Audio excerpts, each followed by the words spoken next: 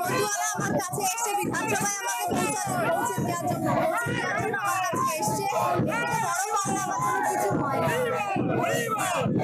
মধুয়াদের যে সমস্যাগুলো রয়েছে বিধানসভায় সরব হবে একদমই মধুয়াদের জন্য বাগদা বিধানসভা তুই আমি কথা বলতে চাই। এতদূর আমি এসছি, বিধানসভা যা চাইবেন তাই আমি বলবো।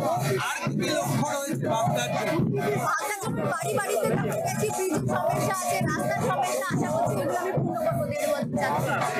কোনো ভেবেছিলেন বিধায়ক হলেন এভাবে এত অল্প বয়সে আপনি বিধানসভার ইতিহাসে সর্বকনিষ্ঠ বিধায়ক? হ্যাঁ, এত তাড়াতাড়ি তো ভাবিনি কি রাজনীতি আজ বা কাল আমার করতেই হতো। আমাদের বাড়ি পরিবারের রাজনীতি, রক্ততে রাজনীতি আছে। আজ না হলে আগে হয়েছে, কম বয়সে হয়ে গেছে, সেটা আমার পাওনা।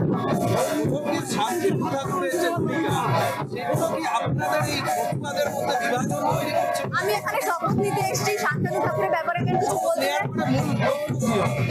বাগদার উন্নয়ন ছাড়া তো কিছু না। উন্নয়নের জন্য আমি এত আশীর্বাদ করেছি, ভালোবেসেছি, ঠিক উন্নয়নের জন্য